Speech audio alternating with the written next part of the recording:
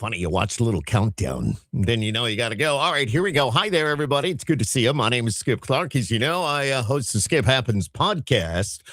Have you ever wondered, let's say you're listening to the radio, watching TV, you hear a voice come on, and it's like, wow, I wonder who that is. Yeah, well, TV, radio, award shows, and everywhere in between, you're going to hear this voice. And on the way, right here on Skip Happens, I'll be joined by the legendary John Willyard. John is a Country Music Radio Hall of Fame inducted voiceover icon.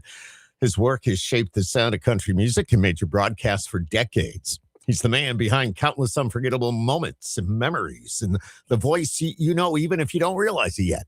Yeah, it's him. He's represented by Atlas Entertainment, founder of John Willyard Productions Incorporated. We will talk legendary gigs. He's had a lot of those, the craft of voiceover, how that voice was and is built, and the stories behind the mic. It's going to be good. I promise you, trust me, you don't want to miss this one. Right now, I'm in the Wolf Studio. We're going to switch it over. I'll be in the pod zone here. It's coming up momentarily with John Willyard. Tonight, of course, Miss Ray is here a day earlier than usual, and there he is, ladies and gentlemen. As I mentioned in that little pre-roll, yeah, this guy's a legend. And if you know anything about radio, maybe you work in radio and you know he's going to be on tonight, it's the voice that we have heard for so many years. As I mentioned, the CMAs, just commercials and television shows and movie trailers and all that. I want to say it's the voice that everybody knows, maybe. And John Willyard, there you are, my friend. Thank you so much. Thank you. Wow. This is so exciting. Thank you. Thank you, Miss Ray. So excited. Yeah, Miss Ray is joining us. John, we're going to jump right into this, and then we got a lot of stories, we're going to share. You're one of those voices people instantly recognize, but can't always place. Do you remember the first time somebody said, wait, that's you? Do you remember that? Ooh, I'll tell you a funny one as I try to remember. Several months ago, I was at a Starbucks in Atlanta, and one of the baristas, I still can't believe this. After she gave me her order, she said, well, weren't you the voice of WCW? And my mouth dropped open and I went, how did you know that? We went off, that was sold. Turner sold that, excuse me, in March of 2001. How do you even know this? Well, come to find out, she is a wrestler with a very small wrestling organization, but she's a female wrestler and she just knows all these things. So, but anyway, back to your question. What was the first time somebody said, well, and I've been doing it so long, and people would ask me, does it freak you out to hear yourself played back? And I said, I just got so used to it when I was in my 20s. Mm-hmm. I was actually doing newscasts in San Francisco at age 18 and 19 and 20. And you know what the stories were? Wow. And you as a college, as a university, your undergraduate work, you would know this. I hope we're still teaching about the Vietnam War and about the Irish Republican Army and about the Paris peace talks. I was doing stories about that. 5-minute newscast, 10-minute newscast, and they were live.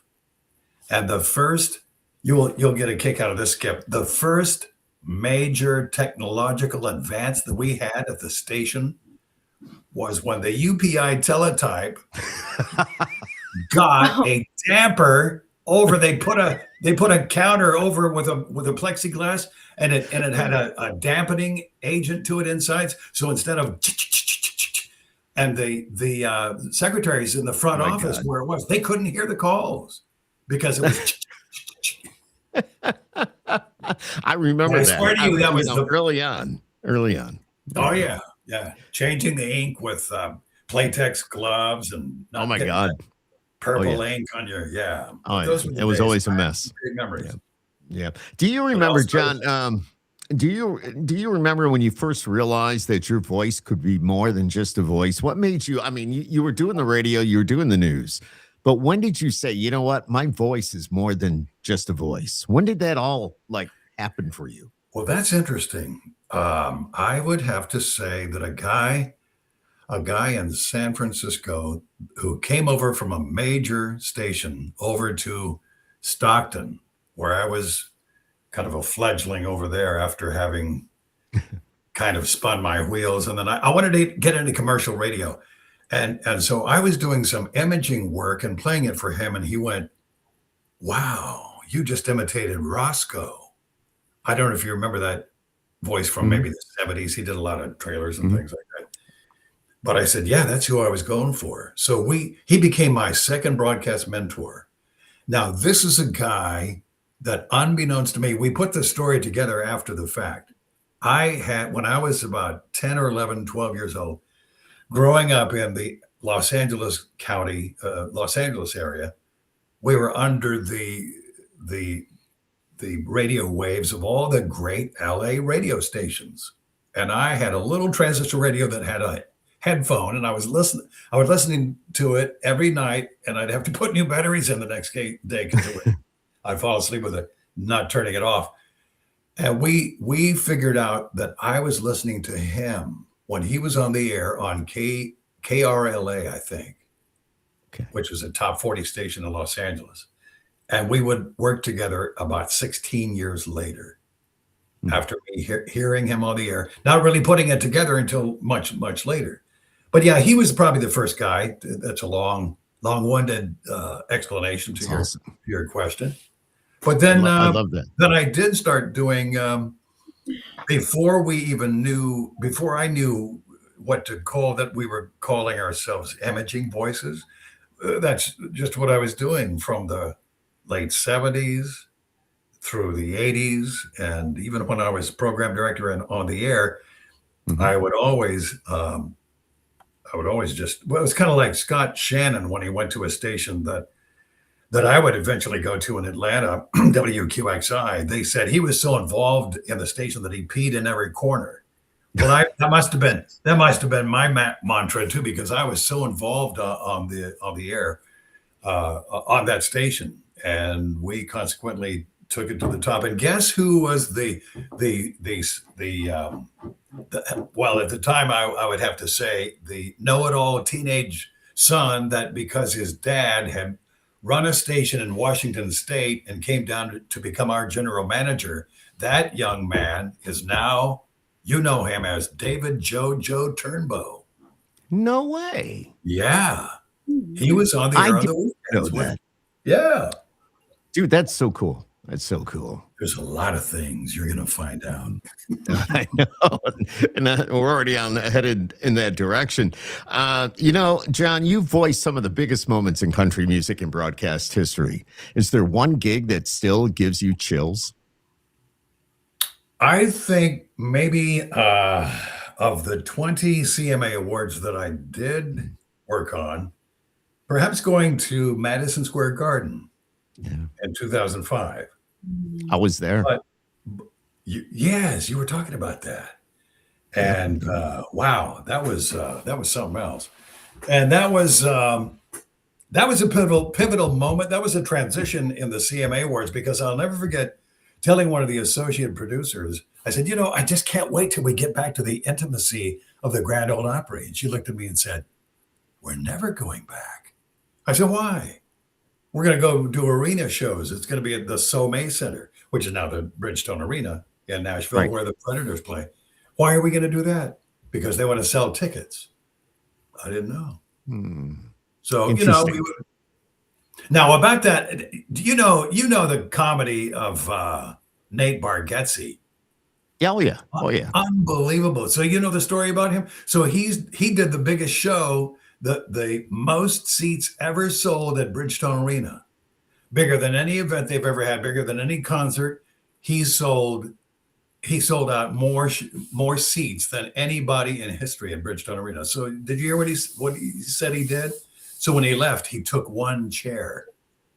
He took one chair away so it could never be equaled. Are you serious? Oh my God. Yeah, Nate Bargatze. Yeah, I know who he is very well. I had no idea that he had the biggest show at the Bridgestone, but wow, that's amazing. Now, while we were talking about country music and the CMA Awards, I don't know why I brought him up, except that he might have been a presenter. You never know, because they've had all kinds of. Yeah, they've had all kinds of presenters. They've had people from, the old Nashville show that was on cable, and Oh yeah. Oh yeah. everybody from Did- Hayden, Panettiere, and all those people. yeah. But we have had non-country acts who did have a little foot in country, but really weren't known for country. And I'm thinking of the Doobie Brothers, and they were on the last year that do you like Reagan? Do you like the Doobie Brothers? She probably doesn't know who they are. Do Yeah. you know? Do you know who the I've Doobies are? heard of them. play I've heard of them. I couldn't tell you a song, but I will tell you I have heard that name. I will tell you. Let's I cue was one up there. real fast and play it for her. Yeah, I wish it was that easy. I have a poster. I'll make you a can't note see and it play it here. after. I have a poster on my wall here of the Doobies, and it's signed by the Doobie Brothers Oh, wow. from CRS. And I think it was about the same week they were also playing either the CMA. No, it wasn't the award show, but they were on the boat. They were on the Sony boat that night. Oh, or the right. RCA That's boat. right. That's right. And then they had a show in town, I think, but they were also at the country radio seminar. They were at CRS, and there was something else going on that week. I don't remember exactly what it was, but they had their suite and they had their wine. They were into winemaking, or they had their own wine, and it was all coming together. It was all for that. So it was interesting. Good Well, stuff. I didn't know they fermented, but I knew that they rolled. You know what I'm saying? Yeah, no, they rolled all right. Yeah. They are the Doobies. So the Doobie Brothers were there the last year. They Mhm. did 2 songs in the last maybe 2 acts, and they played it out. And Hunter Hayes, Miranda Lambert, I think Carrie, and they all kind of joined in on the song "Listen to the Music." But they played "Taking It to the Street" they took that out at the end, and Michael McDonald was part of that. So they were on the CMA Awards 2 years before that. But I'm going to take you back to one night, a Country Radio Hall of Fame evening at the Renaissance, when they used to do this the night before CRS would officially kick off. I liked it that it was linked to CRS week, because you didn't have to wait until later, like now they do it in July, which is great. Right. It's set apart. It's kind of sanctified. It's its own thing. But this particular night, I think it was the night that Rusty Walker was inducted. And so it was all over. All the speeches had been done. The lights came up. I stood up to put on my coat. I looked 2 tables over and I went, what? It was Patrick Simmons, John McPhee, Mm-hmm.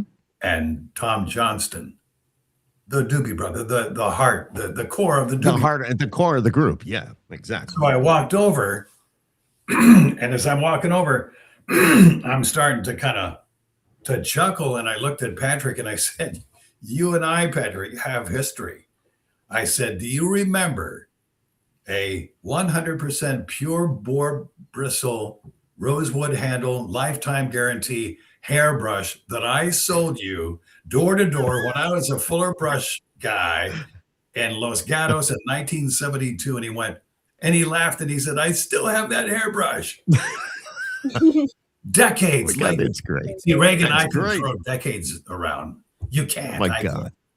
That was one of those jobs way back in the day. Is that Who knows? crazy? Who knows? It is crazy. It is crazy. I love that. So, what's a job you almost didn't take that turned into something really massive for you? It's a crazy question. But Wow, that's a good question. Wow. That is you've stumped me with that one. I'll tell you, I'll explain, maybe answer it this way, that one that I almost talked myself out of doing, but I did it, was that I had to fly. And, I really haven't had to commute for 25 years. I guess my commute is 14 steps down to my studio. I should have called my studio 14 steps down. That would have been a good name. that would have been cool. Yeah. That'd be kind of fun. I like to explain things a little bit. And it was a call from a former head stage manager of the CMA Awards, and you would see his name on the credits on Grammys, Billboard Music Awards, all the big shows, because he was known as a stage manager, one of the top people. And he called me one day and he said, I am producing and directing a live inaugural event in Florida. And he said, we'd like to fly you down. You'll be paid by the Republican Party there because they have to pay you on the spot by law. That's something that, that's part of that. That's part of following the law, the political laws of the state. I guess they have their own. Every state has their own. But I mean, so I went, yeah, that's not. So I did, and I got to introduce three different. I was the voice of three different events. Two were concerts. One was a country concert in which Aaron Tippin appeared, John Michael Montgomery. There was a youth concert, and then there was the actual inaugural event when it was Governor Rick Scott at the time. So I got to introduce all the Supreme Court justices of the state of Florida, all the past governors, Ronan Tynan, the Irish tenor, and my favorite, Lee Greenwood. Lee Greenwood. Yeah, that was sweet. So he was that a great interview. That was a very unusual gig, and I could have charged them anything I wanted. It was open-ended. I didn't take advantage of it, but that was a crazy one. Another crazy gig, I would have to say, that was out of my wheelhouse, and this was based on a relationship with the executive producer of the CMA Awards, who is still executive producing. That's Robert Deaton. And he invited me to be the voice of, I don't know if you ever saw it, it was a CBS TV special it was on Fox. And it was Sports Illustrated, 50 Years of Beautiful, the swimsuit years. Really? Yeah, it was a special. And Tim McGraw was a guest musical artist. Julio who's the son of Julio? Iglesias. Enrique. Enrique? Thank you. You're good.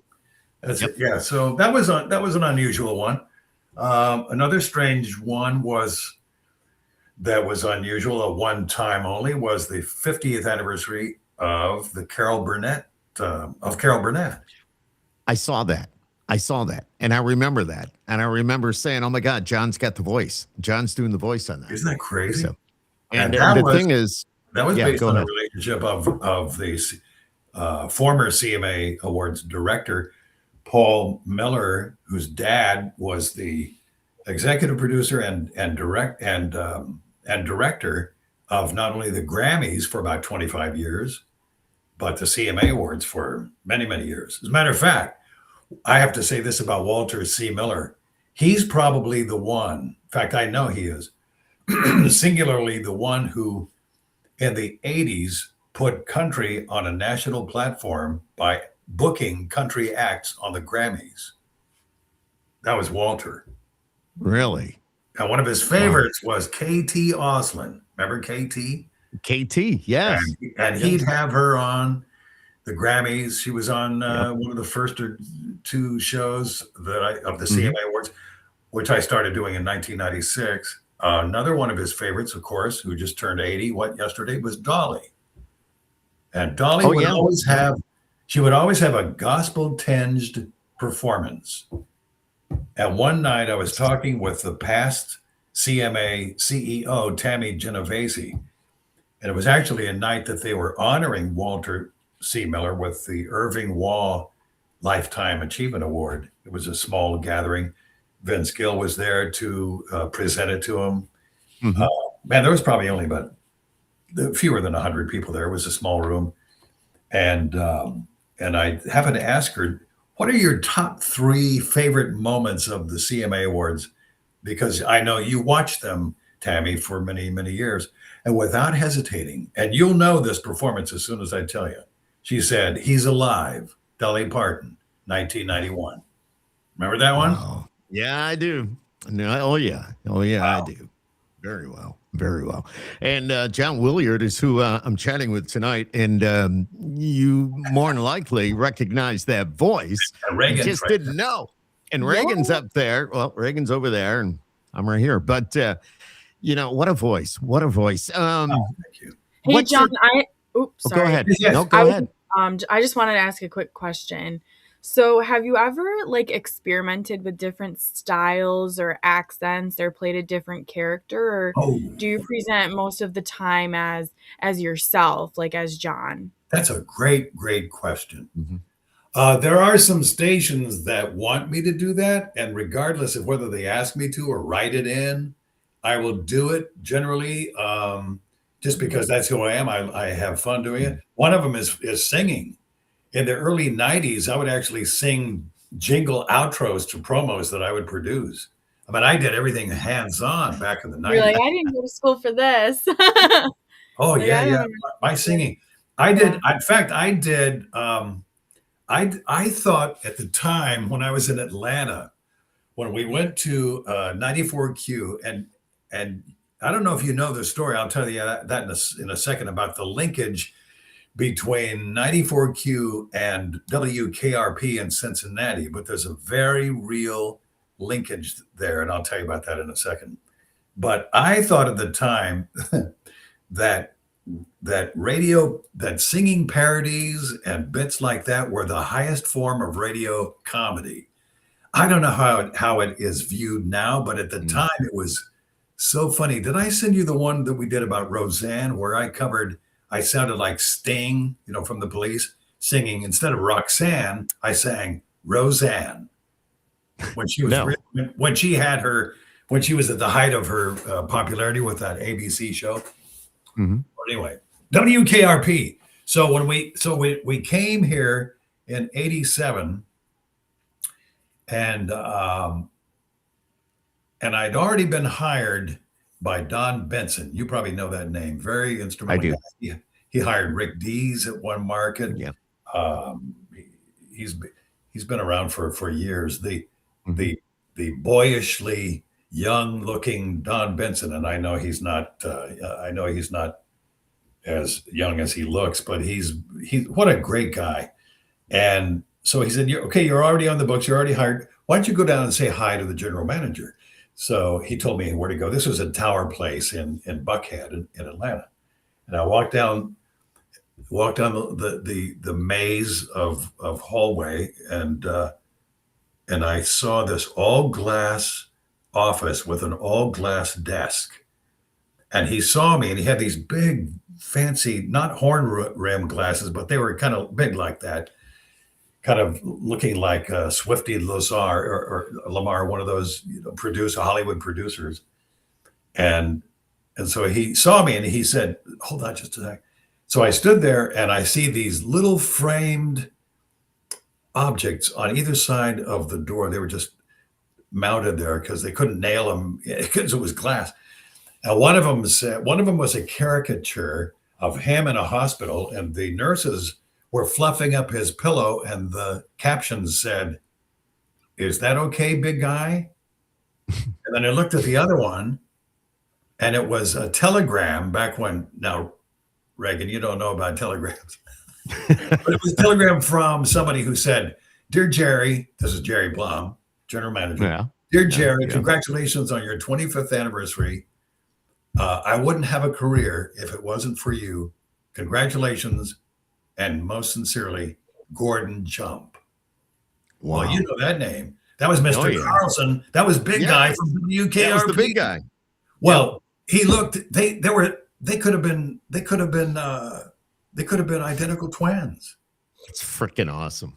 But then Freaking everybody awesome. who preceded me there at WQXI, the Mhm. FM was 94Q.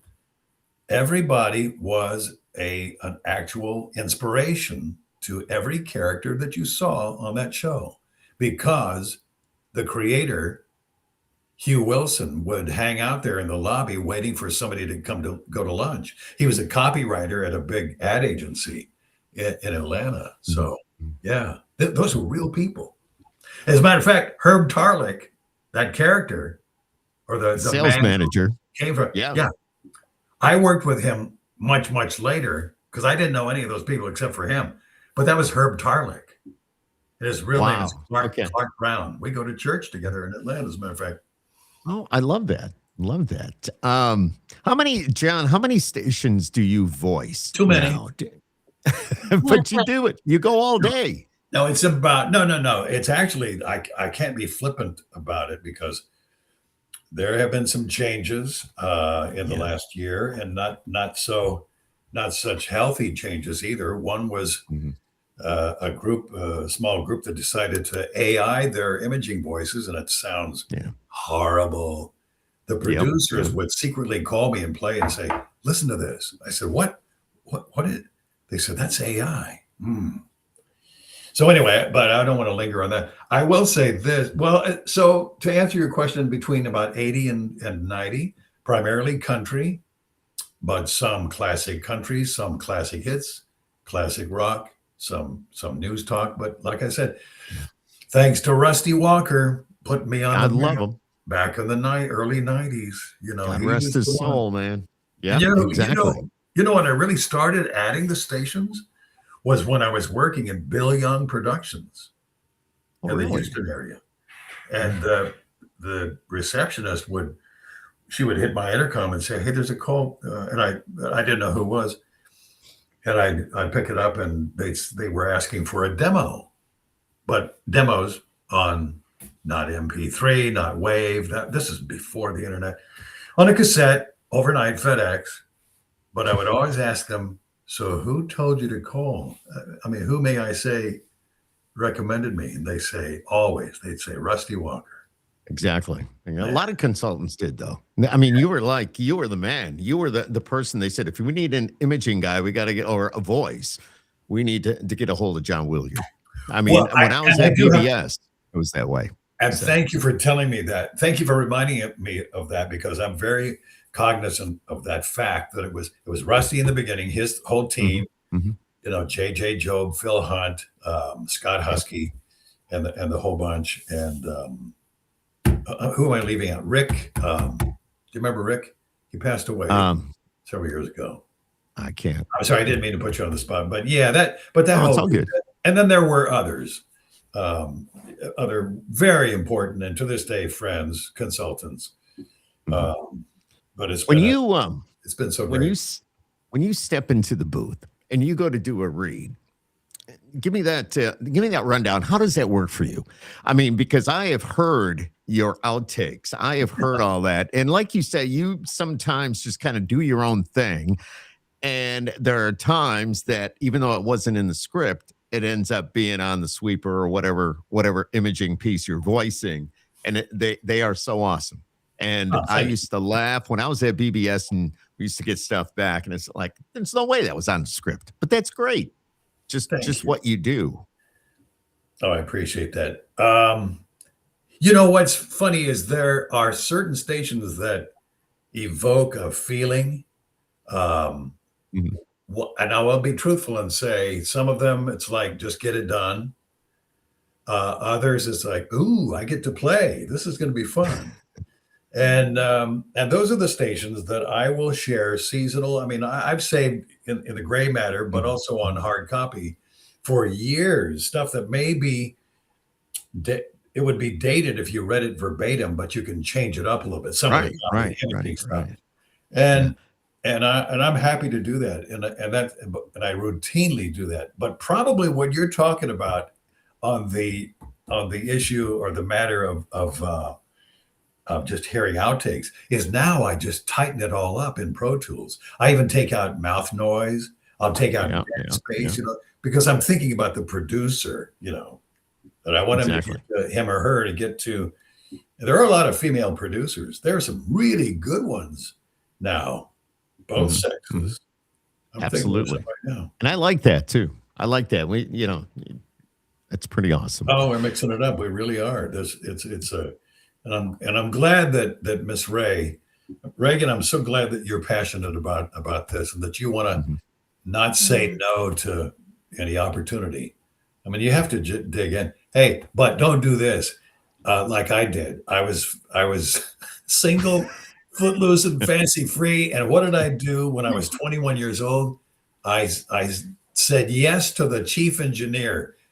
Well, Skip, you know what I did? I had to go to the I'm a- transmitter, which was Wolf Mountain, north of the Golden Gate Bridge. The fog is rolling in constantly. It's chilly. You can't hardly grip onto the tower. They wanted me to go up with a block and tackle and take down one of the elements. Where it was an Oh, eight. no, no, no, no, no, Yeah. no, Oh yeah, no, they no, no, no, You know about that? no. I thought maybe he was setting the scene for my fate for a second there, and then I was like, "Oh, never mind, never mind, not It's fun. going up there." It's That's funny hilarious. because he talks about those days early on in radio when we would go and do crazy things like that. I mean, when I first started, I can tell you this, I used to have to go and feed the owner's horses. That was one of my duties. I got off the air. I had to go to the barn and make sure they had, whatever feed they were feeding them. And Milt Hibden was the guy's name. I mean, it's crazy stuff. But you know what? It's because I wanted to work radio. This is what I wanted to do. I had the passion. I would do whatever it took. I mean, if it meant that I worked overnights and vacuumed a rug and emptied the trash and did all that, you know what? I did it. So, but I did. You know, You, it's just you said crazy overnights. things. I laughed because I have to tell you this one. But yeah, you're right about you just do because You you know do. you'll get Yeah. you get a reputation real fast. It's a small organization. Oh, this is somebody who doesn't want to cooperate. They're not a team player. But yeah, do. So overnights. Here again, I was 20, maybe 21. So I did have an overnight in San Francisco. Nice Mhm. size market. Hey, Yeah. you Yeah.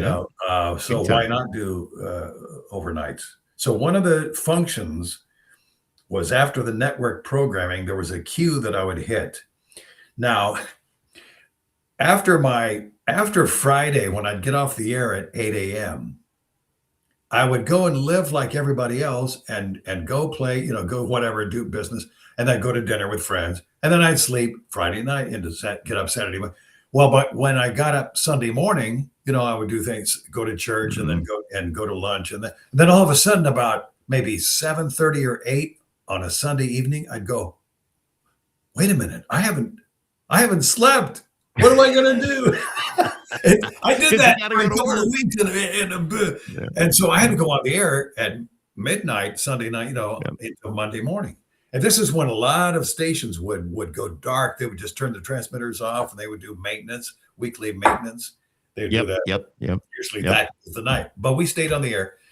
But back in the day, it was called Conelrad. So we had that was the EANS, Emergency Action Notification System, was called Conelrad. Do you remember the cartridges that were taped up there in an envelope and a big Yes. kind of a Yes. poster, and it had Oh my authenticated God. words in an envelope, and you wouldn't open that up until there was a trigger word or something that your monitoring station would trigger. Right. You couldn't And open it it. Yeah. it could Top mean secret. yeah, it could mean civil defense, that we're under attack or something like that. And you never wanted to open it. I never got Don't it. touch that envelope. So this Unless. particular night was a Monday morning. So to hit the network queue at 2:55 a.m. Now, Reagan, imagine that, 5 minutes to 3 a.m.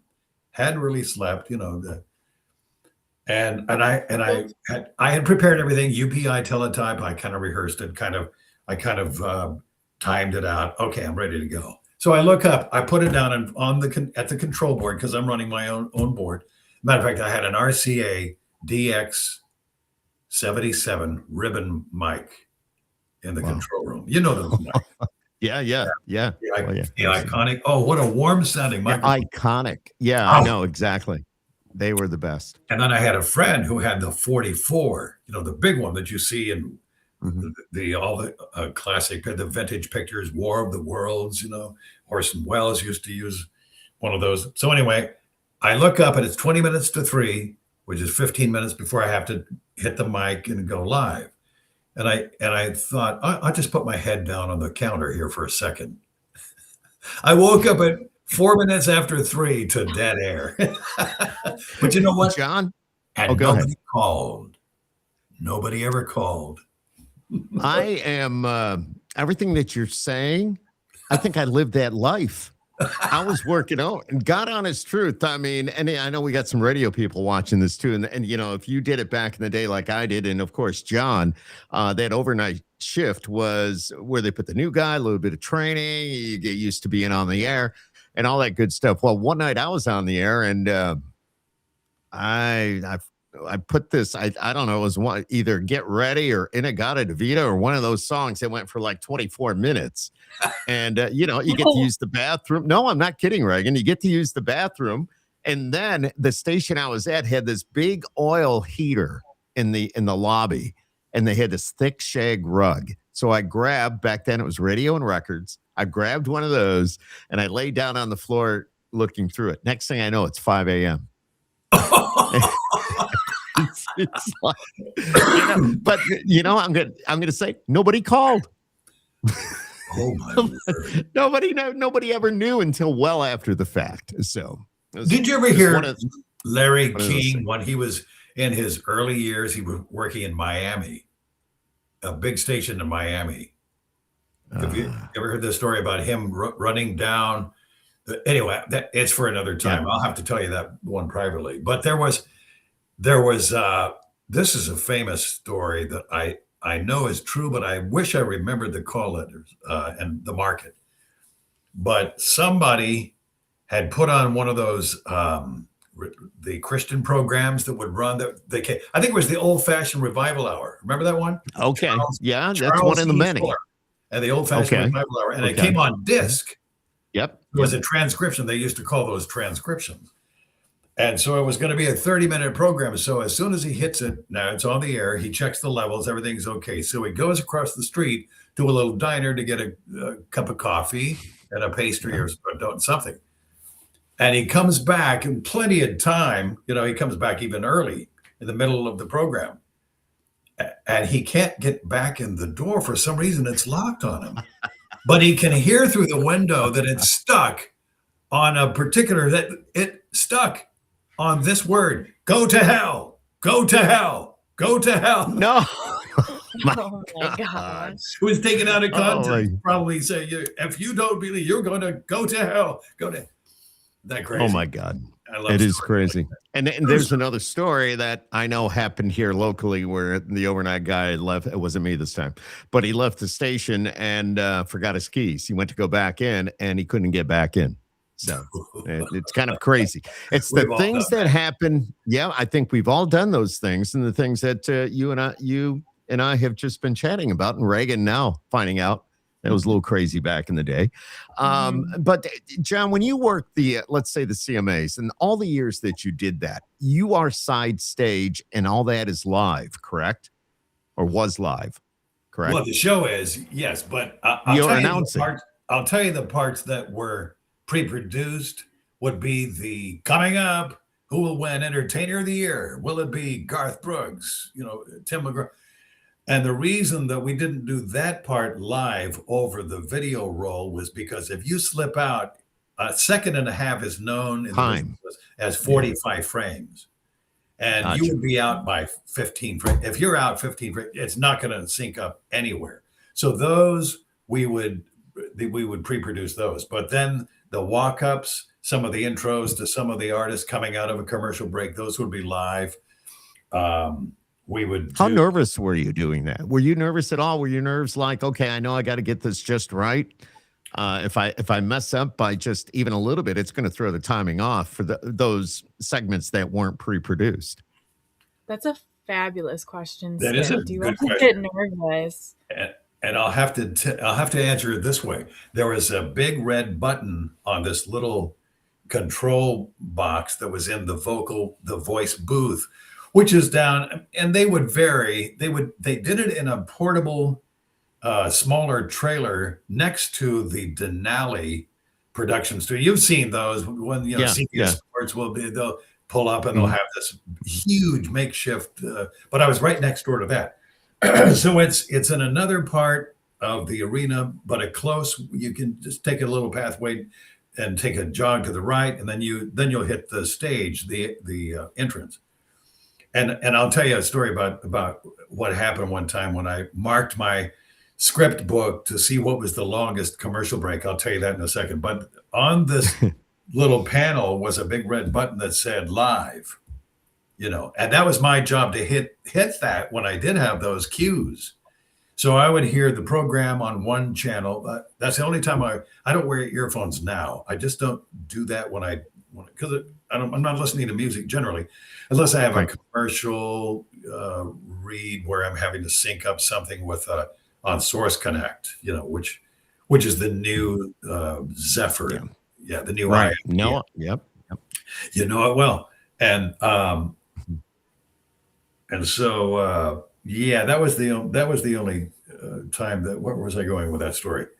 What you're talking about being backstage and the red button, and then you heard the show in one.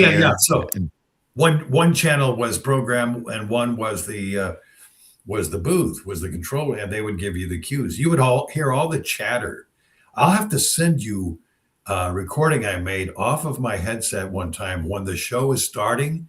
You won't believe all of the cues and what's going on. You'll hear two voices, the director and the associate director, and she's counting it out sometimes in the rhythm. 2, 3, 4, 2, 2, 3. Okay, we're gonna go, and then he'll go 2, take 2, and then 4, and 4, take 4. You're hearing all these they're camera shots. He's calling the shots, but this is their language, and they do this for a living. Yep. And they don't live very long. No, I'm just kidding.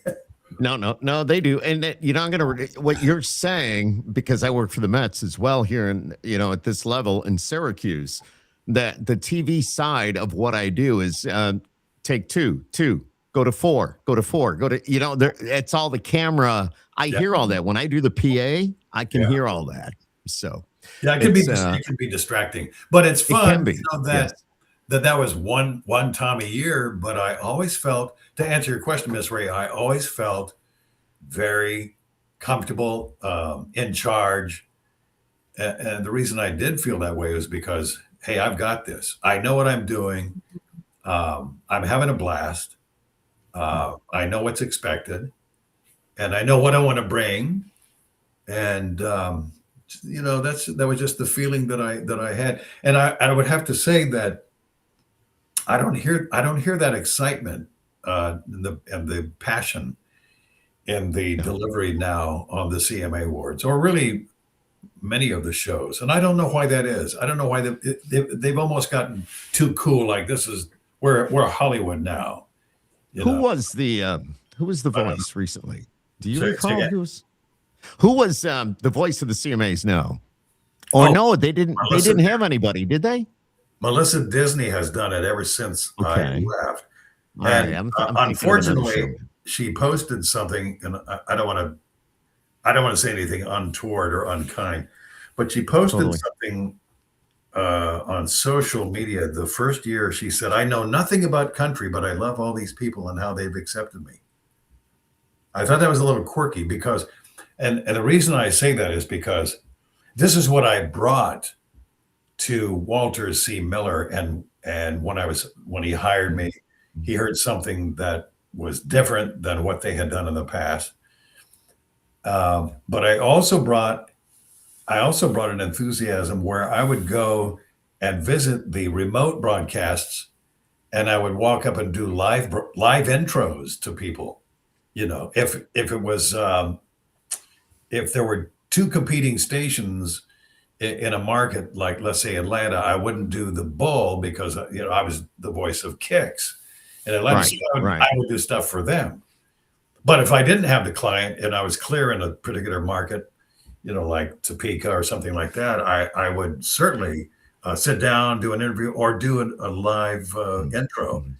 And that was at the time. And we talked about this, Skip, earlier, that there was such a buzz, and that's what I was trying to create and carry over from even the old MJI syndicated shows that we would do that became premiere shows. There were shows like CMA Moments that were, all of these. There were 5 or 6 of these shows, and they don't do any now at all. No, and everything was John Willyard, which was great. You were the voice. I mean, if it was country, you were that voice. You were the guy doing it all. And Now, I mean, times have changed a little bit. Things have moved on, and we're not exactly happy with what's going on, but maybe we got to accept some of it. But it's also fun when I hear your voice on a commercial, or I don't know. I'm trying to think. I think it's been a little bit since I've heard you do a spot, but I know I've heard you, and I'll go, "Oh, John's on that spot. That's cool." So that's another avenue you can take if somebody doing what you do as a VOR, a voiceover artist, that you can also get involved with, the ad agencies and all that to get your voice on their spots. Correct? Oh, absolutely. I've never been a one-trick pony. And I think this goes to Right. maybe answering your question, Ms. Ray, is I don't want to ever be pigeonholed. I mean, when I said singing, and I have been a singer since I was 4 years old. I remember first, and I have no excuse for musical ability because my parents were both classically trained singers, and I certainly would. I guess if they were alive, they'd realize I let them down because I do, these rock covers. I would do parodies. I had a whole series, and you'll love this. Remember the K-Tel Records spots? K-Tel Records, Yes. that kind of thing. Well, my little bit was can't tell records, can't tell records. One time at the end of it, I said, can't tell records because we don't know what's good and what's not. That kind of thing. Can't tell records. So I did a Johnny Mathis Sings Beautiful Metal collection. Did you ever hear that? I can't say I have, but I know that artists like Johnny Mathis has done something like that. I'll send it to you. Well, it was him Okay. singing rock songs, like some of the. It's like Pat Boone, same idea. Yeah. Except you never heard Johnny Mathis actually sing like that. Did Dances that metal phase, huh? Yeah. But I sold one of those bits to American Comedy Network, American ACN. American. Network. No, it was American Comedy Network. It was ACN. Yeah. And we used to get those. We used to years ago, and we would get the CDs in the mail. I don't know if it was once a month or once a week, something like that. But speaking of commercials, I just remember this. I've never been able to actually do the authorized by the agency, by McDonald's agency of record, which is Davis Allen out of LA. But I did an audition. And by the way, that's a function of being signed with any talent agency. In my case, the wonderful folks at Atlas Talent, which I've been well over 20 years with them. And so that's a fixture of daily life with being with an ad agency, being a client as I am, is getting handed a myriad auditions. It could be Discovery Channel, it could be Geico, it could be, you name it. It really gets very, very it gets varied, and there's a lot there. And sometimes you go, oh, I know exactly what they want. Well, in the case of, I'll do this before I go in the case of doing a Johnny Olsen voice. I'll tell you that in a second. But this one, I got to do the famous ba-da-ba-da-da, that thing at the end of McDonald's. But we did it in a very clipped sports type way because it was a sports spot that ran on the West Coast, and it was pushing these specials. And so I got to do, I'll have to send you a copy of that because it was so different that the producer and the engineer and somebody else, they started laughing in the background. They said, that's it. We've never had that before. And I was laughing, and I was so happy that I got to do that. But by an authorized jingle by the McDonald's agency. But the other one that I was going to mention, where sometimes in an audition, you will know you'll just know you'll just know in your gut what they're going for. And in this case, when I read it, I went, oh, they want to sound like the Johnny Olsen on The Price is Right. The original, not the guy, not Rod Roddy, not the current guy, but the guy who really way back. Yeah. So I did that, And little did I know, I get a call from the Jimmy Kimmel producers, and they said, this is going to be for the Academy Awards. So the bit was, what did I just do? Did I touch something? No, you're still there. You're still there. Because this, oh, that's weird. Oh, and by the way, I'm on my wife's, and it's so sweet to do this. I wanted to do it in this is a sterile room, as far as it's not got the flavor that I would have in my studio, which is 2 floors below, down in the terrace level basement. I say terrace level because you can walk out the back. There's Oh, I like that. On the back floor, but on the other sides, it's all underground. So it's quiet too. It's got a lot. Well, I'm in the basement, so beautiful. Oh yeah, it's got a lot of beautiful acoustic properties to it.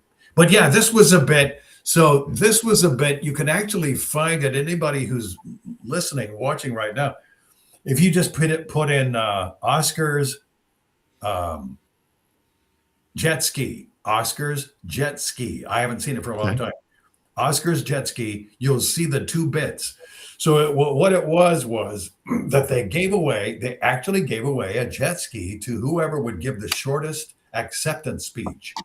And they gave it away at the end of the show. And Dame Helen Mirren came out on, like showing it like Carol Merrill, this kind of thing. Right. They gave it away. So there were 2 bits where I would describe it and give the prize. Or give the price.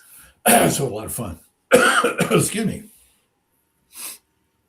Wow. I want to talk a little bit about AI and how it's, you touched on it a little bit ago, but I really, I know Reagan Miss Ray may have some questions about this as well, but AI, the future of voiceover, when AI generated voices for the first time, when they first hit the mainstream, what was your initial reaction?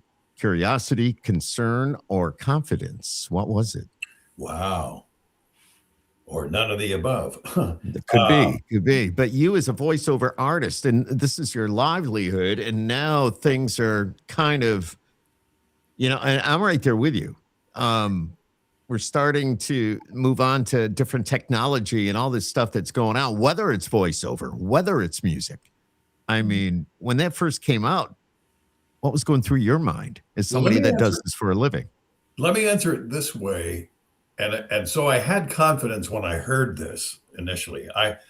Pat Fraley, based in Hollywood, is a very famous animation character voiceover artist. He's probably in his early 70s now, but he was interviewed by a friend of mine on one of her shows that she had on. He was on via Zoom. This is before the traction, before it really took off. And he said, and he answered it this way: AI can't do what we do because it can't do exaggeration. And he said that's a function of voice acting, is exaggeration. It can't do the genuine exaggeration. Well, I don't know. Maybe since then they've been able to synthesize or be more sophisticated with it. But I hope not. It's very limited. I think that people are going to get sick of it to an extent. I hope, where we just go, oh no, like such as if you go on Instagram even, or see reels on YouTube and you go, oh no, another AI. You know what? I hate that. Some of it's clever, but I hate it because they're shoving it down our throats. I think we're going to go so far that we're going to hit a brick wall, come back to our senses, bounce off that, and then sort it out. I really hope we do. And I hope the companies, the smart companies, will realize that their viewers, their listeners, their consumers can see through it. And I think they want real people. I pray that they do, that they see it. And that have you seen any like particular projects or clients that are using AI more? You mentioned like radio kind of switching to AI. Do you see that more apparent in radio versus television, or where do you see your job possibly being more at risk? Well, or have seen it at risk before I did have since I AI is did have a progressing? handful of television stations affiliates that I that were regular clients, but I for whatever reason I don't have them now. But I did lose, and I hate to say this, I hate to share anything about losing, but there was one small company that decided to go all AI, so I lost those Mhm. stations. I don't know how many others across the country have had to endure these losses, but I know that this has been a real period of flex, of transition. I don't know how it's going to pan out. I'll tell you, I'm looking forward to discussions and as well as seminars and sessions that they do at CRS, the Country Radio Seminar, coming up in a couple of months in Nashville. Because I know that for the past few years there have been people, and it was, there was just it was a little bit of a buzz maybe 3 years ago, and then the next year there was more, and last year it permeated everything. Now I will say this: that last year, Cowboy Kyle, great producer, you know who I'm talking about? Yes, yes, Cro- I uh, do. Croft, I believe is his last name. He did a session where I don't know the name of the software that he used, but in real time he played any song that you might put on the air right now. Any singer, male, female, and he tweaked something, and all of a sudden the voice came completely out. Now we used to do that with a thing where you would reverse the polarity, but Yeah, then you'd be able to drop it out. Right, right. but it rendered it mono. That was the best you could do. And yeah, This one, that it was stays, acceptable. everything stays, it's stereo, and it just takes the It's voice crazy. completely out. I have no idea. Man, they're getting sophisticated. Mm. But that was I a think cool, that was a cool thing. yeah, I think, a lot of these companies, everybody's looking at saving money. Everybody's cutting back. We're down to skeleton staffs. I mean, Mhm. if we want the best, you got to pay for it. It's the way it is. And a lot of these companies, and I think a lot of the listeners right now really don't know the difference. And people like you and I and Reagan through our conversations at work, we do know the difference and we do hear it. And Mm. just I think listeners take a lot for granted, and or maybe they just, hey, I hear the music, I'm happy, I'm fine with that. But I mean, people like you, having somebody like you on the air, having somebody like you in between our songs, you or some of the other voiceover artists that are talented, so good. I mean, I know a few of them, and they're all great. But that's what makes the station. I think when you can add that, for example, you add that personality into what you do. As I mentioned earlier, you hear it in your voice and you have fun with it. You make it happen. I work with AI a little bit when it comes to producing some radio commercials, but you cannot get the full sound, as you mentioned, that feeling, that personality, the inflection that you're looking for. You can try, but you're never. Yeah, yeah. There's some good voices, but you're not going to get to where we need to be. What I Mhm. want. I And think yeah, that's well, I'm glad you said that. And in real time, you can do all that at the drop of a hat. You can pivot and go, exactly. oh, let me try something else. Let me try. So you don't have to sit there and write it or, and feed it into your computer. Well, what do you think, Miss Ray? Do you hear? I mean, what does it do to you? Can you recognize the? I know with my work, like promotions, I mean, my job's definitely at risk. And to want to be a personality on top of that, it makes me nervous because creative careers are at risk right now. So the future of my career definitely makes me nervous. I hope what you said earlier about all of us kind of gaining our wits and coming back and realizing, we need that human factor. We need that original content. Um I hope that happens because I just don't want to accept that AI is going to take over everything. It's a hard line. I look at it as like AI is sometimes really amazing to use for collaboration, but it's extremely competitive to us. It could Mhm. eliminate us, Mhm. and as Hmm. much as I'm like Skip, I do sometimes fall on AI, and I feel very guilty doing it, but I do. I fall back on it, and I just want to know that there is going to be a human factor in the future. Yeah. I like that. Human factor. We need more of Mhm. that. We need It's that. the two words right there. You're right. Human factor. And You know what's funny? You were talking about the uniqueness of what we do, um, and and really being able to do things that tickle me, that make me laugh. Well, here's a reaction. This is crazy. You won't even. I couldn't believe this when it happened. About 3 or 4 months ago, there was a listener in Greensboro, North Carolina, to a station that I've been voicing there for about 15 years. Actually, the original program director there, when he first, they made it, they said, we're going to make a change. And then they did. And then they came back about a week and a half or two later and they actually said this, we made a mistake. And they rehired me. And I've been back longer. Now, I've had several stations where I've been back longer than when they, for whatever reason, didn't retain me, didn't renew the contract. And my one station I've been with for 33 years. That's my original. Scott Mahalik signed me on that station. oh yeah, Scott. You might know Scott, yeah. Yep. But anyway, this guy in Greensboro, he couldn't get anybody. Now I'll tell you, the staff has only 2 live people on the air, and that whole, I think in the whole building, among maybe Well, just that's not 3. uncommon now, though. It's not uncommon, yeah. But he couldn't get a hold of it. He couldn't get a hold of a live person. So he kept calling all the Wolf format stations. So he ends up calling the Wolf in Seattle, which I used to be the voice of the Wolf in Seattle and San Francisco.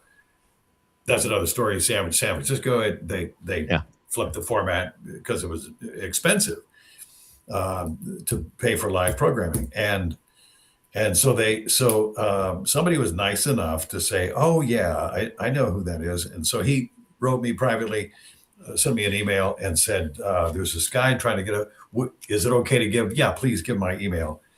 So here's what he said.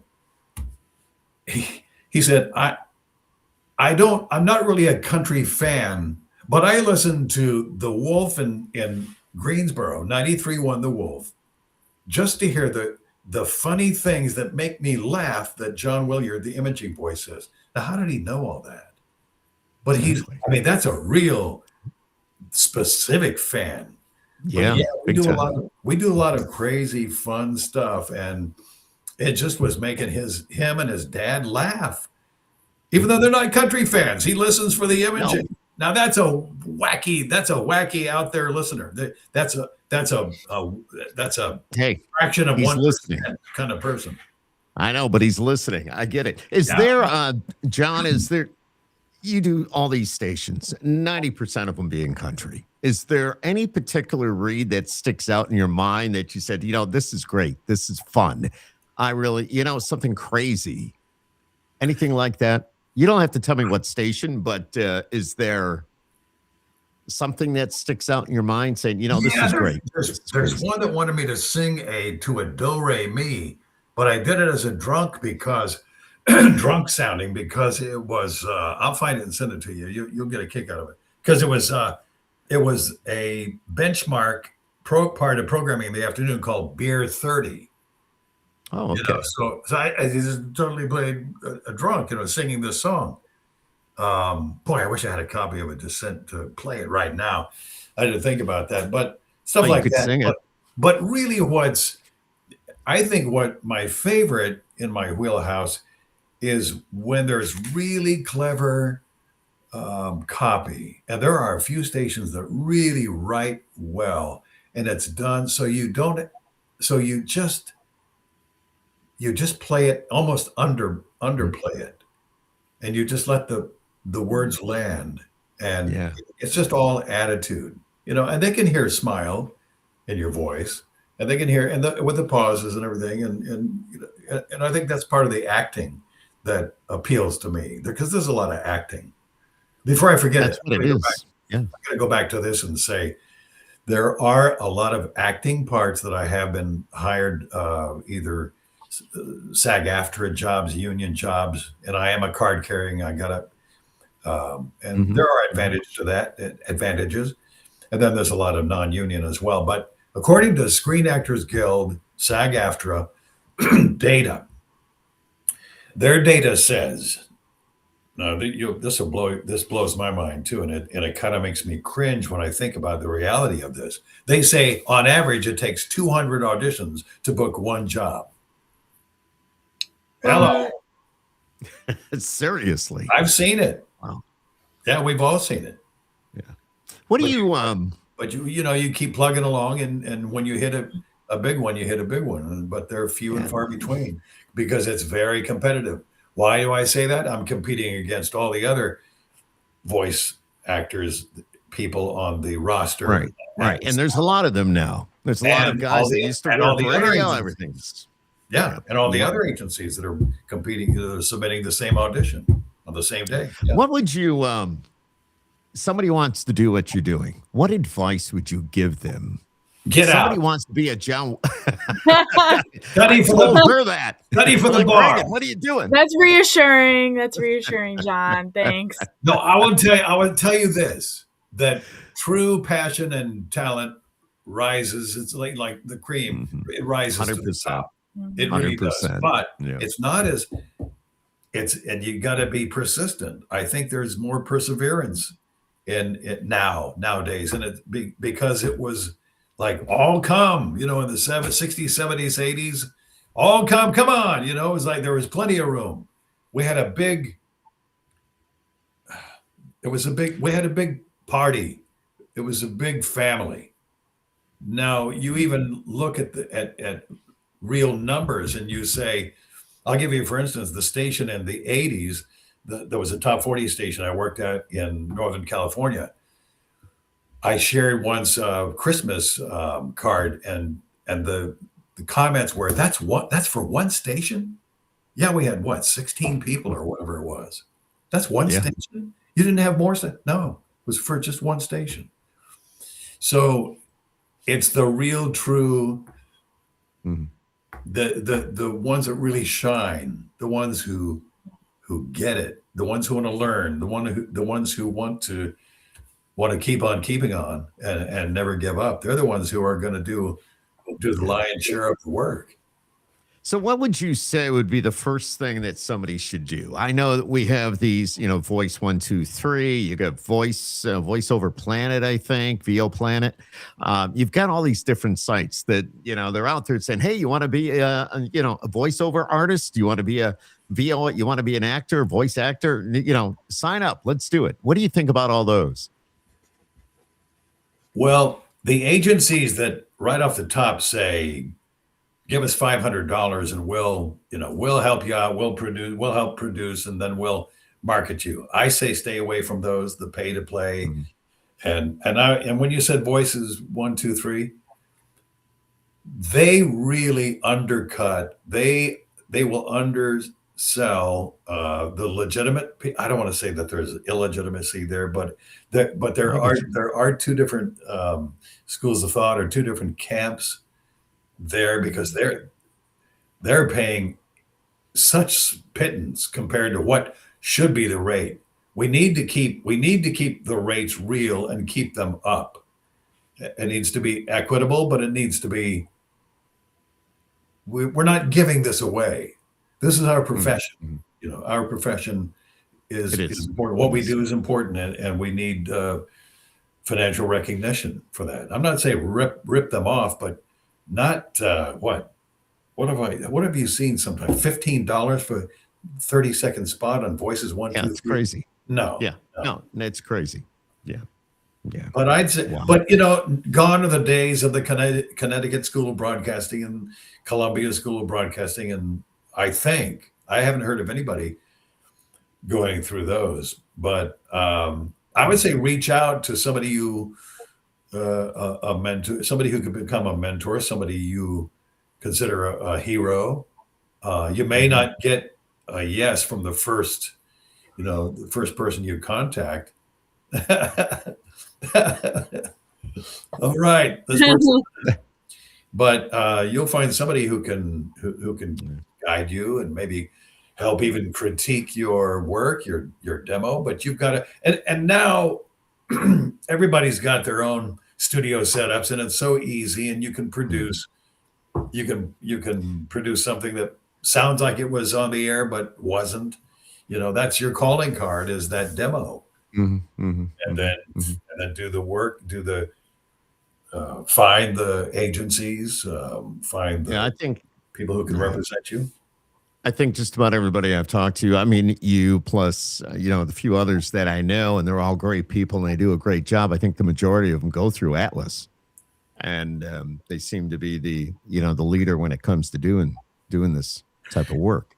So they have the reputation, they have the power, they really do. Yeah. And they have the respect. I was looking for there's many words I could use, but yeah, they are, I think they have the best. Cool. We've been, John, wow, I can't believe it. This has been one of the best hours that I've ever had. I mean, this we is go great over an talking hour with you. I don't have my glasses on because I can't see. I cannot see the. No, I think like an hour 10, but that's all right. Oh, I didn't realize we were going over. I didn't even get to the. And if you're, no, that's okay. We can keep going. We can keep going. But I'm just worried about your wife in the tub. If she's waiting to come back to that room, might be. She's not coming back in her office. Okay. All right. No, just kidding.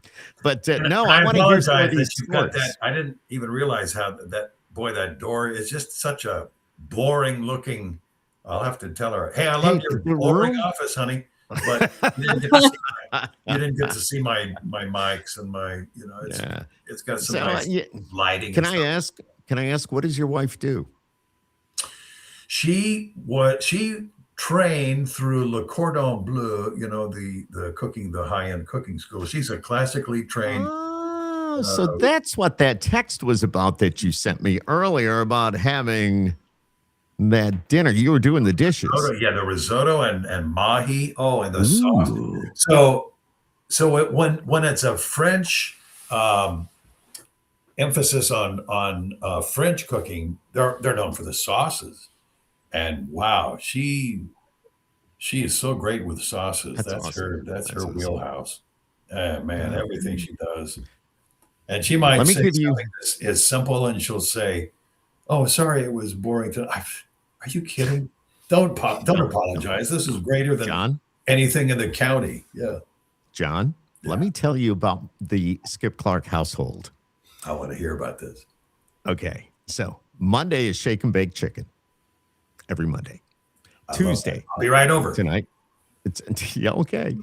After the first couple of weeks, you get tired of it. Tuesday is Taco Tuesday. Wednesday is pasta. Thursday is Chinese. Friday is eat out. Then the weekend is pizza and wings.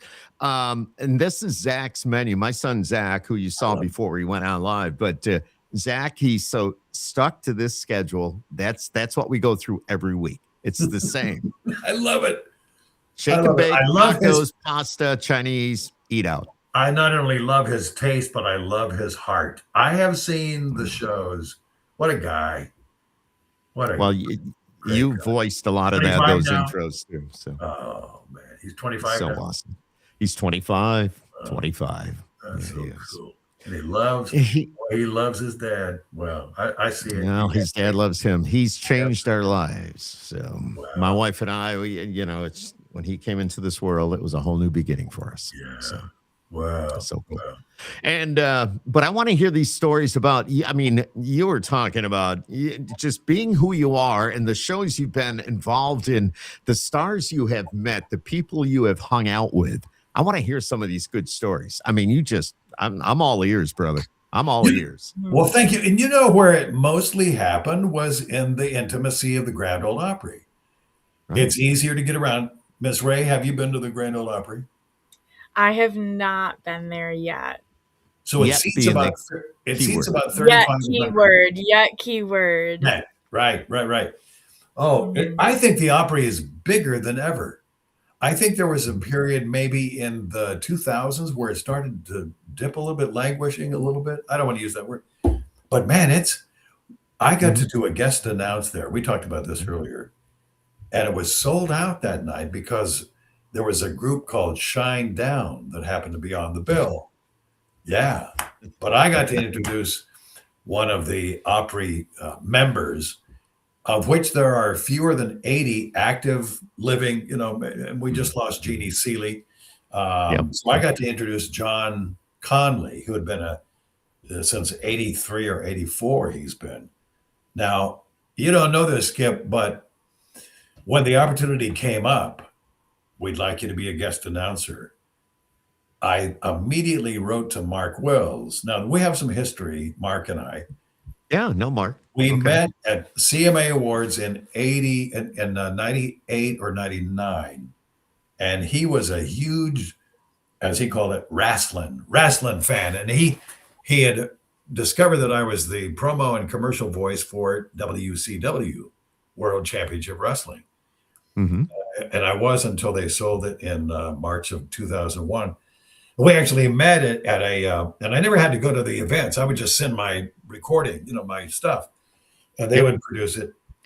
Matter of fact, when they went under, or when they sold it to Titan Sports, which is Vince McMahon, as you know, it put out about a half a dozen video post houses in Atlanta went out of business because they were doing all WCW work. There was that much. At one time, there were 5 weekly shows with WCW. There was WCW Worldwide.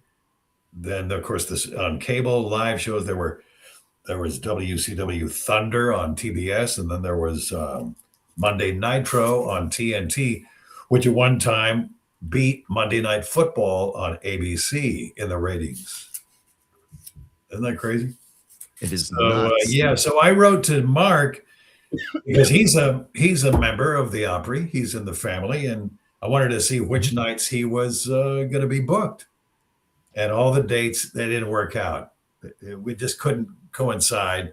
So I did October the 10th. So it was a great, that was a birthday weekend, and nice. A lot of fun. How was that? And, I did apply for that as well. I'm sure so many of us did.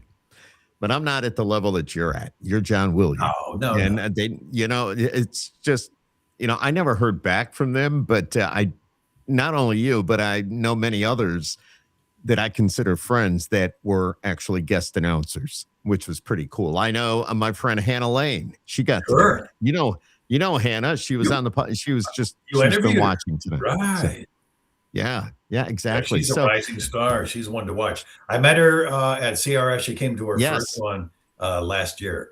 And she was all about it. She's great.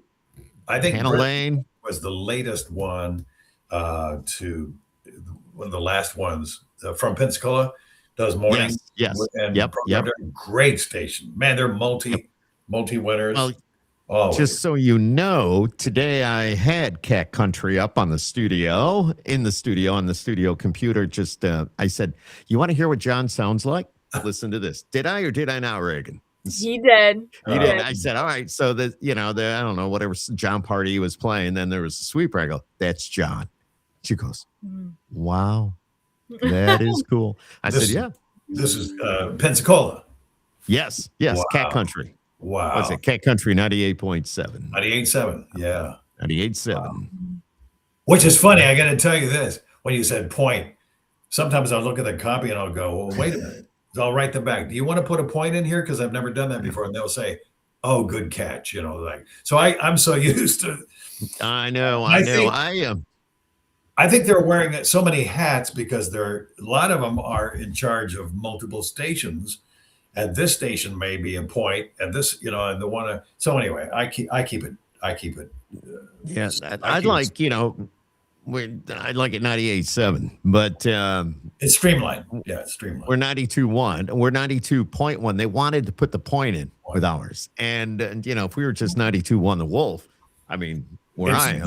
They say, and they say it's a digital thing. They got to remember to put the point. No, they'll figure it out. That's between you and I. So no, I get it. Totally get it. But instead of 3,500 seats in the Grand Ole Opry, when there's not a big show like the CMA Awards, because they'll have to take some out to put to. Oh, we lost Miss Ray. Oh, she's. Is she- Oh, I don't know. Do you Where'd she see her? go? I don't. Miss. Oh, Miss Ray's gone. I don't Yes, see her yes, now. she'll be Come back. back. Oh, please come back. We needed you. She'll come back. It was I'll watch her. balanced. It was so balanced with her. Wait a minute. I think she's back. Hang on. But they I think would she's go back to there. Now she's there. She's underneath. She's gonna bounce around. Hey Yay! guys! Oh my gosh, I don't know what just happened. Verizon, We- right? Yeah, there you go. Well, don't. Hey, you laugh about that, but yeah, I have Technical Verizon, difficulties. and that was the worst day of my life, John. Oh, It was the worst day for everybody. oh yeah, I heard about It that. was What having a bad happened? day and everybody that What had happened? bad. And I don't think we ever got an answer what happened. Somebody said it was the satellite. Somebody said it was the server in New Jersey. Somebody, you don't know. They've never really said. I know that that day was for anybody that does what we do. And we have to, I'm on the phone all day with Nashville, so to speak. And when we do this type of thing and, it's just the phone service it was the worst day of my life. And Miss Reg could tell you that, but I was in the studio and up front, her and Miss Becky, who works at the front desk, was like, Skip's not having a good day. The phones are down. This is not going to be pretty. And it wasn't. So, but anyways, a whole different story. Isn't that something that messes with your psyche? Because it's It something does. that's just always there. You never Yeah. question it. And I talked about that. Yes, I talked about that on air. It's like this is something, we it's always in our hand. It's something we always have. I don't know whether you do what you do, whether it's what I do or what Miss Ray does. Then when it goes away, it's like, crap, what am I going to do? Holy crap, this messes with your mind. So anyways. Yeah, we finally got how many years ago have we had it? Oh, I bet more than I want to admit. Fiber, when they finally brought fiber in. Yep, we have fiber. 8 years ago or so, 10 years ago. Man, that made a world of difference. Yeah. So It does. But anytime there's a problem, and you know what can happen is there could be a traffic accident where somebody runs off the road and hits one of those junction boxes. It'll take out a whole area until they can get it back up. There's a lot of rewiring that has to happen. Now the fiber is it's pretty remarkable when it works. Crazy. And back then, so great memories. It seems like there were more of them at the Grand Ole Opry. So one year, 99 or 2000, I wish I'd written it down. But I would always mark my script book, which was a huge 3-ring binder, and I'd find the longest commercial break. And then I'd go, okay, and I put a little tab there, and I'm gonna go out and mingle with the audience. Well, I would even go out before the program started and kind of unofficially, I'd wear not a tux, but a suit. In the early years, I would actually wear I had a gold lame vest and a bolo tie, a gold and silver bolo tie. When people were dressing like that. I remember Heath, the lead singer from not Lone Star, from Ricochet. They dressed like that. There was a little thing going on there that's not now quite like that. But anyway, I would go out and greet people. Well, in the middle of the show, I went out and went up the main center aisle, and there was a gentleman about the back third probably of the crowd, and he stepped out of his aisle. And as I approached him, I had no idea that he was there. But somehow, intuitively, I knew who it was. I said, Mr. Steiger, may I show you to the men's room? And he said, yes. So he just had that look in his eyes. So I took him out to the lobby, to the men's room. And I waited for him, and I brought him back. And he thanked me, and he at the end of the row, as he went to find his seat again, he said, "This is more fun than the Academy Awards." And it was Oscar-winning actor Rod Steiger. Wow. Who had worked with Marlon Brando. Yeah. Sidney Poitier and all the. And to this day, I still don't know whose guest he was. The production staff, they didn't know who invited him, but he was there and he was having a great time. Another one. Yeah. Oh, go ahead. No, I was just going to ask you really quick. Do you keep those binders? Do you have those put away somewhere the years that you did the CMAs? I had more than 20 because I went, oh, why do I have more than 20? Then I realized, oh, I did the 75th anniversary of the Grand Ole Opry. That was a special that was CMA Mhm. produced. It was not a live show, but that's the one where I there was a lot of stop down time because they would, they'd put it together. It was videotape. Yeah, And yeah. I brought my little book of the craziest but real lyrics to songs that were mostly written in the 60s and 70s. And the guy that I handed it to have him sign it was Mel Tillis, Oh, the wow. Coca-Cola cowboy, Mel Tillis. And this Love it. was a real title to a song that was copyrighted and recorded in 1967. And it was called How Come Your Dog Don't Bite Nobody But Me? Real song. Yeah, yeah, yeah. Okay.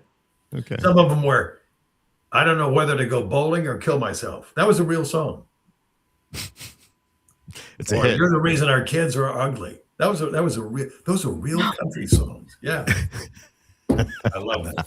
I have that little booklet and Oh my God. he signed it. He signed it. That is very cool. Those are, you must have like so many of those things put away. I mean, it's such a big part of your life and everything you've done for, the country music fans and the listeners and you yourself being in this position where you get to, hang with the stars and get to know them a little bit. I mean, you're the backbone. You're the backbone of these shows. You're the backbone of all this.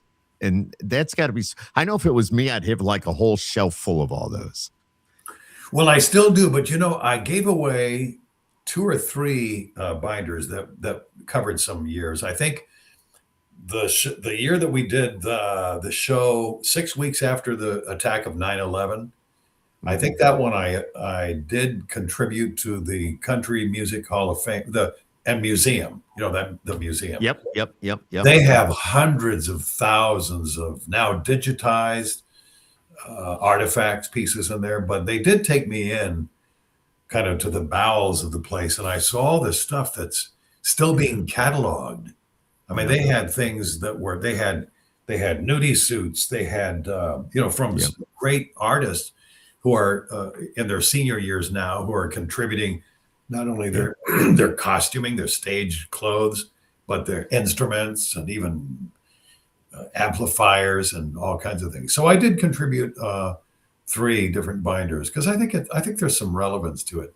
By the way, I don't know if Me you know too. this, but I Absolutely. didn't know until I took a tour of a relatively new Country Music Hall of Fame and museum. This was in the early 2000s when I visited them because I had seen the other one. You probably went to the old one I've been on, to, on I don't know if Music I went to Row. the old one. Oh, on Music Row. Yes. Okay. Yeah, that All one. right. Yeah, Yeah. I think a lot of people have been there, but this one is huge. And they take you first from that lobby. They take you on an elevator to the 3rd floor, and then you drop down. You do all the floors, and you just Yep. go Yep. down one. Well, I'm looking at the early years. There's all these displays and music and things to read and audio to hear. And as I get closer to this one sit down area, that's kind of a little theater in the middle of all of this, and I'm hearing a voice, and I go, no, that can't be. And the closer I got, I went, and the loop, it came around again because it was on repeat. And it was sure enough, it was my voice was, I had no idea. But it was just part of a display that was called Country Music on Television Through the Years. So they had things like Hee Haw, Statler Yep. Brothers, Yep. Yep. even Yep. Reba, Doritos commercials, stuff like that. Just everything that's been on TV. And all of a sudden, here it comes. Because I went and sat down and watched. It came up again. It was about a 12-minute piece, and it was an introduction that I got to do for Vince Gill. So yeah, so that was Wow, dude. I that don't blew know. And what were you thinking when you heard that and you sat down? What went through your mind? I mean, that was your voice. And now it's in the Country Music Hall of Fame. Well, What I went through went. your mind? Yeah, I don't think I've ever. Excuse me. What's going through my mind right now is what's going on with my voice? I think it's the weather too right now because Could be. we actually were around 70 last week. And Okay, that's enough about this now conversation it's been in because the it's 30s. almost zero here. Oh, it's terrible. Yeah, no, we haven't been that cold, but we've had hard freezes. This morning I Yeah. went for a hike, and the ground we had a hard freeze. About 24 was the low, Mhm.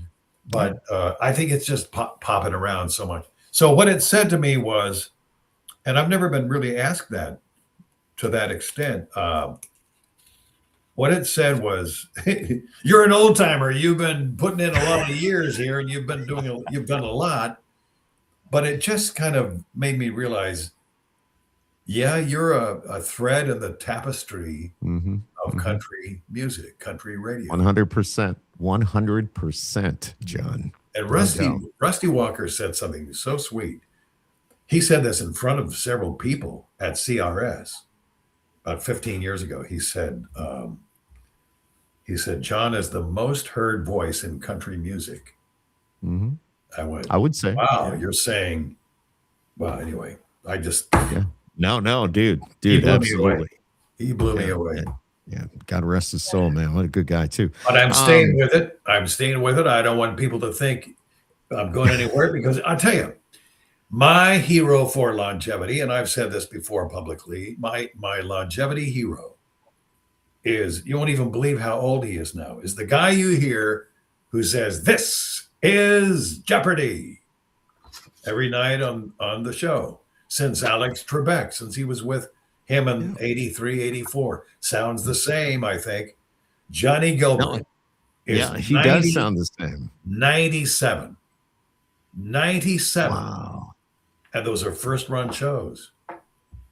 Wow. He's still. That's amazing. And that's what keeps him going, by the way. That's why you don't stop doing what you're doing. That's right. Yeah. If you love it, you know, if you love it. you love it. Yeah. And that's what we do. We love it. Mhm. We love it. Absolutely. Tell me a little bit about the Country Radio Hall of Fame. You being inducted, you're an icon with that. Tell us about that a little bit. I'm glad you asked that, because, excuse me, this is really crazy. What happened at CRS on the reveal, when they played our reactions that would have been recorded kind of like this on Zoom when RJ Curtis called us. Mm-hmm.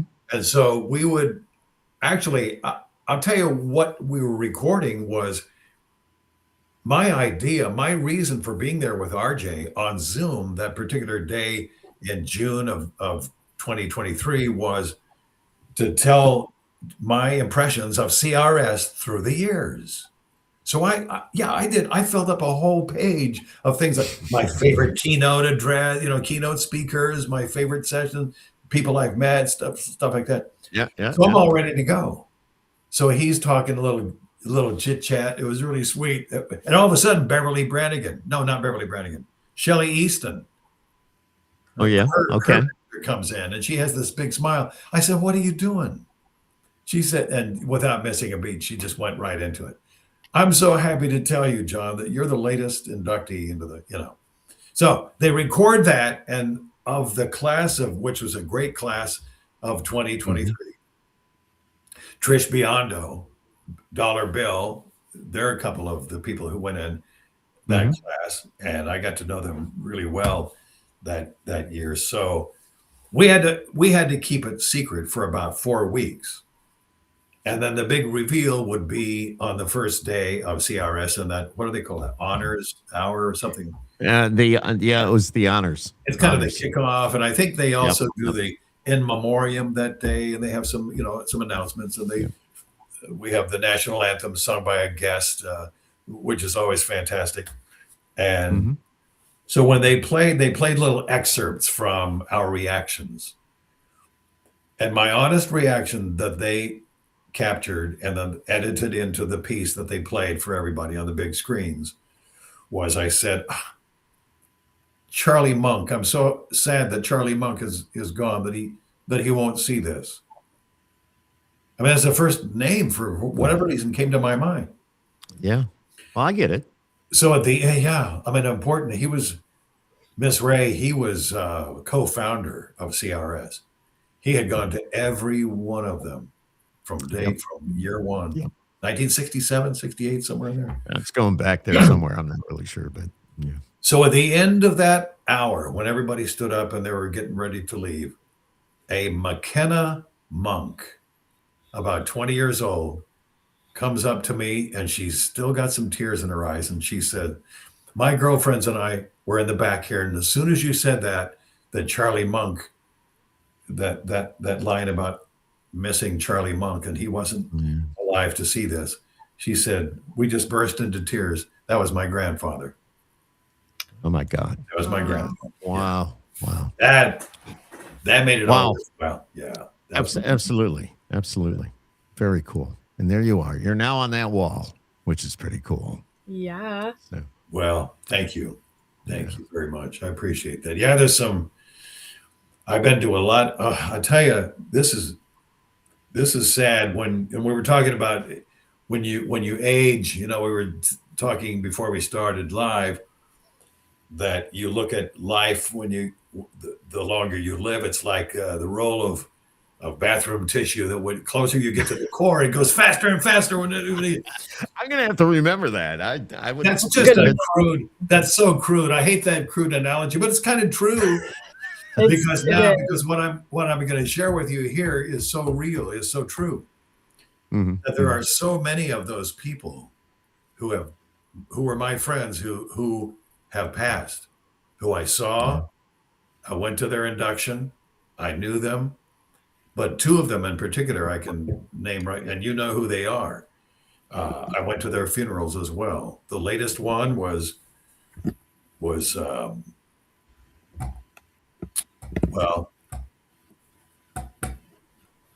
were having a hard time. I know. I'm trying to think who would. Rhubarb Jones was one. Okay. Yeah, right. and not Cadillac Jack. That's another one, but I don't think he went in. This is crazy that it was I can't. It was Dallas McCade's partner for a long time. Not Rhubarb. Why can't I see his name? Huge talent, Moby. Oh, Moby in the morning. Okay. I can remember his real name, James Carney, but his name was Moby. His radio name was it Moby? Moby. Yeah, he was so. Okay. When I went to visit him in his hospital, about 4 weeks before he passed, and he had some kind of cancer that eventually did take him. And I said, you know what? I know you from back in Nightline days when Ted Koppel was doing this show on Shock Jocks, and you were on the air in Houston. Moby. And you were known as a shock jock before you got into country. He goes, really? I said, yeah, that's where I knew you from. Yeah. But crazy we lost stuff. Him. We lost a lot of good ones. Do you know this? John, Dandelion, right? Dandelion, yes. Dandelion. Yes. Yeah. So I actually flew to her 20th anniversary in radio, which doesn't sound like a lot until you consider that she got in radio at age 40 from the postal. She was a post office person, and she chucked that, and she said, no, this is my. So she became. She's the one who introduced me privately to Garth Brooks at a CRS one time when he was there doing. I think he was talking about retiring temporarily, to raise his daughters in high school. Yeah, which he did, and then he came back, but yeah. That goes way back. But Dandelion, she went in 2000. And there was an era when they would have the person to induct you come out live. Mm-hmm. Now it's pretty much streamlined. They want to move it along, and I understand that. So they want the person inducting you to be on video. And it just moves it along because, it could get long-winded when you have live people. You can't give them a cutoff sign, but what you can edit the video, that works. But the one who inducted her was Garth Brooks. Wow. Yeah, he came out of the curtain live and surprised everybody. Yeah. So cool. So cool. A lot of memories, John. I'm sure you could go on and on and on. You've lived quite the life, and you still have a lot to go. So, I mean, everything you've done. Thank you for your friendship. Thank you. Thank you right back. And now you met Miss Ray. Where is And she? now I met my new friend. Thank you, Miss Ray. Yes, thank you, Will you John. stay in touch? Yes, definitely. Yeah. Oh, Good. believe me, she will. She will. She Yeah, is for so good sure. at doing this. I've introduced her to a lot of people in the biz, and she's now got relationships with them in a good way about work and how to do things. And just she's taking it all in, John. I'm so proud Sure. of her being on our staff. I mean, proud of you just too, and I just Well, got to thank know you tonight. guys. Thank you guys for letting me join tonight. Normally I get to just hang with Skip and he gets to ask his questions, gets to do his whole thing, but I'm really happy that I got to sit in today. I was super excited to hear that he was interviewing you. The work that you do is inspiring to me. You're so talented. So I'm really, really grateful that I got to sit in today. So thank you guys. It's been my pleasure. It really has been. Yeah. I got to thank my wife too for her office. Yes. Thank you, John's wife. Yes. It's pretty sterile, though. Yeah. It doesn't look like there's much going on there. Yeah, no, A few she books in the bookcase. That's all. My digs are not tidy like this. Dude, We'll do it next time. Take a look around here. Yeah, We all next time. We'll do it. Thank you. We'll do this again. Yeah, you just don't hear a voice like this. You grow up with it. You just don't hear it. You grow up with it. And John Willyard didn't just announce moments. He became a part of them. He is a part of all that. Thank you. And long after the lights fade and the music stops, that voice will still be telling the story. It's that guy right there. That guy right there. I'm Skip Clark. Thank you for watching Skip Happens tonight, everybody. Make sure you subscribe. Tell your friends about it. Make sure you keep an eye on John. You listen for that voice because you're going to hear it. He's a legend. He's an icon. We're so proud to know him, our friendship, and also being a part of Skip Happens tonight. Thank you for watching, everybody. Have a good night. Thank you. Good night. Thank you.